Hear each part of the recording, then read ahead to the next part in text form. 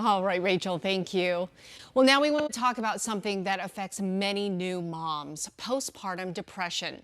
We all know the birth of a baby can ignite a range of powerful emotions, from excitement and joy to fear and anxiety, but it can also bring something you didn't expect: postpartum depression. Around 1 in 7 women develop PPD, according to the National Institutes of Health. What's more troubling, as many as half of PPD in new moms go undiagnosed because of privacy reasons and not wanting to tell close family members. On this Wellness Wednesday, let's bring in an expert to talk about what to do. Joining me now is therapist Juliana Litton.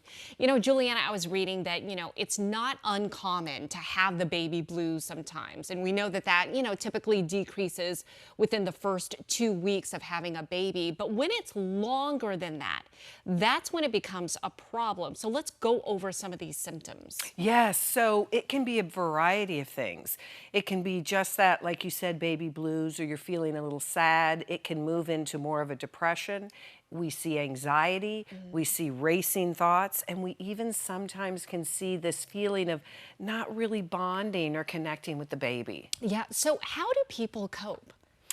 I tell people they need to share. It's so important to talk about it. Yeah. If you talk about it with a friend or you talk about it with a family member, you'd be so surprised how many people say, "Oh my gosh, yes, I went through that as well." Yeah, that relatability yes, really helps. and makes you feel a little normal. Yeah. You don't show up at the baby shower and say, "Oh, by the way, you might not feel very good after the baby's born." Right. Or labor might be really difficult, right? Yes. Nobody talks about it until you join the club. Yes, and I'm so glad you talk about that, Yeah. because that was probably my biggest eye-opening moment. Yes. Was, everybody talks about what you go through when you're carrying the baby. But I was like, why didn't anybody tell me about the recovery? That was so, that was so hard for me. So hard for me too. Yes. I kept saying to my mom, "What is the deal? Where's the joy?" She said, "Oh, it comes later." Oh my gosh, thank you. I hope so. Yeah, it's hard. It's interesting. Another thing you say to cope is to remind mothers of what they accomplished. Yes, just what you're saying. So we're in this situation where we are going through the most joyous, incredible thing in the world. Yeah. But it also is the most difficult thing we will probably ever face in our lives. So we need to realize our hormones are everywhere. It's a tsunami trying to get back into control and homeostasis with that. So give yourself a break. Okay, that leads us to the next thing. Talk about these lifestyle changes. Yes, this is big. It is big. So sleeping. Oh right? my gosh, that is number one. That's the most important. It is the most important. Yes. And how often did you hear from maybe your mother, sleep when the baby sleeps? You've got to do that. It's so important. And I know we don't, but that sleep is what makes all the difference in the world. So get it when you can. Yeah. The next one is exercising when you can. And when your doctor says you can. This doesn't mean killing yourself. Right. This just means going out, getting fresh air, starting to feel like you're living again. Right. Like you're yourself. Oh, yes, like yourself. And share. And what I mean by that is reach out if you need help. So many family members are there. They want to come over. They want to help. Yeah. They want to be there.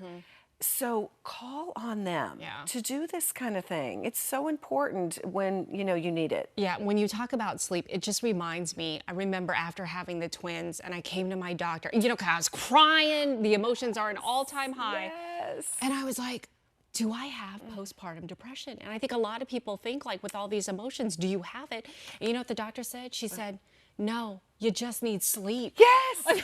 You need sleep. And you know what? Sleep. Don't feel guilty. Yes. If you feel this way. Yeah. Because I'm telling you, I don't think that stat's right. Right. I think it's a lot more of us women. No, I think How so can it be too. when we're trying to juggle everything that's going on in our bodies? Yeah, and I remember, again, with twins, it's like you have to keep them on the same regular routine.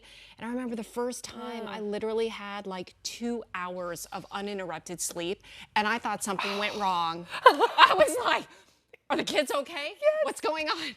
Am I okay? Wow. Right. Yeah, it was huge. Oh, it's a tough one. So hopefully It we is. normalized it just a little bit. Absolutely. Right. Yeah. All right. Well, now it's your turn. If you have any questions, or you know what, if you just want to share your experience with us, I'd love to know I about would it, too. right? I would too. So if you have questions or you want to share, just text us 602-444-1212 again.